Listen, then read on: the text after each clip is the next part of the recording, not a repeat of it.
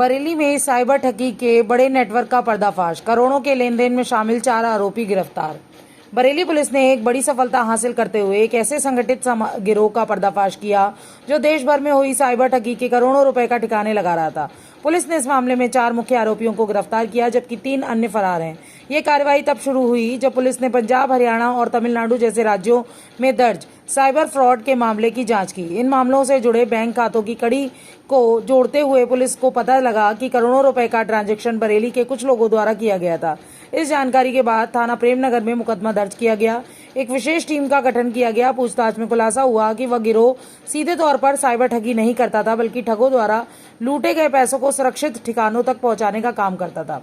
यह पूरी प्रक्रिया कई चरणों में होती थी, जिसे मनी लॉन्ड्रिंग भी कहते हैं। गिरोह के सदस्य, जिनमें अब्दुल रज्जाक और निशांत शामिल हैं, रिक्शा चालकों, ठेले वालों और फेरी वालों जैसे गरीब और सीधे साधे लोगों को 1,000-2,000 रुपए का लालच देकर उनके नाम पर बैंक के खाते खुलवाते थे।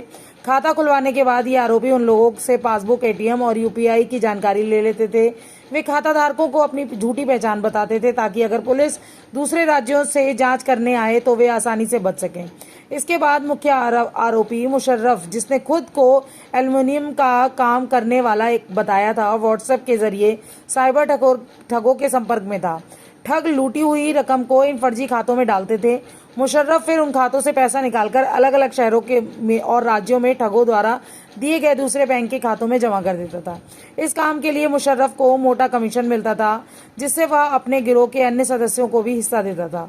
गिरोह का यह तरीका उन्हें पुलिस से सीधी पहुंच से बचाता था, क्योंकि खाता धारक अक्सर निर्दोष होते थे और उन्हें ये श्रीमान वरिष्ठ पुलिस अधीक्षक जनपद बरेली द्वारा लगातार संगठित अपराध पर कार्रवाई की जा रही है और इसी के अंतर्गत थाना प्रेमनगर में एक ऐसे गैंग को पकड़ा है जो कि देश के अलग अलग कोनों में जो साइबर ठग हैं उन्हें यहाँ बरेली में बैंक अकाउंट्स मुहैया कराते थे।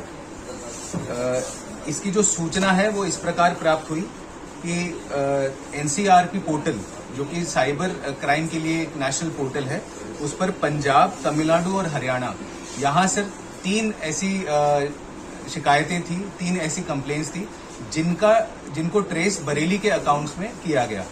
तो इन अकाउंट्स को जब तस्दीक किया गया तब थाना प्रेमनगर की पुलिस ने इसमें मुशर्रफ, अब्दुल रज्जाक, निशांत और शिवम, इन 4 लोगों को गिरफ्तार किया और इन 4 लोगों से जब पूछताछ की गई इन अकाउंट्स के संबंध में, जो कि इन साइबर ठगी में जो अकाउंट्स यूज हुए थे, इनसे जब पूछताछ की गई तो इनके पास से और भी कई अकाउंट्स ऐसे मिले हैं। इनकी व्हाट्सएप चैट्स में इनसे पूछताछ के उसमें भी कई अकाउंट्स मिले हैं और ये जो अकाउंट्स हैं वो 100 के ऊपर अभी तक पहुंच गए। हम अभी भी काउंट कर रहे हैं कि और भी कितने ऐसे अकाउंट्स हैं।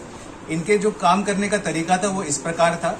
ये बरेली में अलग अलग लोगों से संपर्क करते थे, खासकर जो मजदूर हैं, जो रिक्शा चालक हैं, गरीब हैं, इनसे संपर्क करके उनका अकाउंट, ये बैंक अकाउंट ये खुलवाते थे और उनको कुछ धनराशि उनको दे देते थे, 1 से 2,000 रुपए तक। उसके उपरांत जो उसका आधार कार्ड है और जिस मोबाइल फोन से वो अकाउंट खुला है वो सिम कार्ड, वो मोबाइल फोन ये अपने पास में रखते थे ओटीपी के लिए।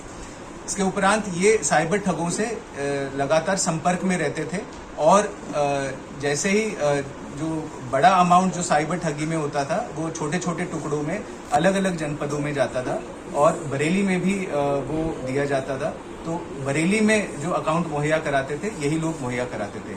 इनके पास से ये बरामदगी हुई है, मैं बता देता हूँ, 6 मोबाइल फोन, 3 सिम कार्ड, 8 कूट रचित आधार कार्ड और 3 बाइक इनसे रिकवर हुई है।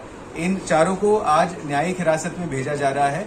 इनके विरुद्ध जो मुकदमा लिखा गया है वो मुकदमा संख्या है 344/25 थाना प्रेमनगर और ये आईटी एक्ट और बीएनएस की विभिन्न धाराओं में ये मुकदमा पंजीकृत किया गया है। इस गैंग में और भी जो मेंबर्स हैं उनकी भी तलाश की जा रही है। जितने अकाउंट्स इस प्रकरण में सामने आए उन सभी अकाउंट्स को तस्दीक किया जाएगा। जितने फोन नंबर्स इसमें आए हैं उन सभी को तस्दीक किया जाएगा और जो व्हाट्सएप पे इनकी चैट हुई है और जो साइबर अपराधी हैं उनको भी तस्दीक किया जा रहा है कि ये साइबर अपराधी कौन है, कहाँ से। जिनके खाते थे उनको कितना % कमीशन दिया जाता था, किस तरह से प्रलोभन देते थे उनको खाताधारकों को? जैसा कि मैंने बताया, जिनके खाते थे उनको 1 से 2,000 रुपए दे देते थे, वन टाइम पेमेंट करते थे। उसके उपरांत जब किसी भी अकाउंट में यदि ट्रांजैक्शन होता था तो उस ट्रांजैक्शन का 8 से 10% ये लोग रखते थे और बाकी जो है वो कैश निकाल के दूसरे अकाउंट के अंदर ये जमा कर देते थे। तो इस प्रकार बरेली में ये जो अकाउंट्स यूज करते थे उससे जो मनी ट्रेल है उसको ये ब्रेक करते थे कि यहाँ पर ये कैश निकालकर फिर अन्य अकाउंट्स में ये उसी कैश को जमा कर देते थे। इस प्रकार ये साइबर ठगी के अंदर ये भागीदार थे। सर, इनका लिंक कहाँ से जुड़ा हुआ है? पूछताछ में पता लगा है कि कहाँ से इनको इनपुट वगैरह मिलते थे और कैसे? ये अलग अलग राज्यों के इसमें फोन नंबर्स मिले हैं जिनको अभी तस्दीक किया जा रहा है, क्योंकि ये सारे व्हाट्सएप पे इनके कॉल्स हैं। हो सकता है कि ये इंटरनेट कॉल्स हो और ये भी हो सकता है कि ये ओरिजिनल कोई सिम्स इसमें यूज हो रहे हो, तो इसकी अभी इन्वेस्टिगेशन की जा रही है। जी, थैंक यू।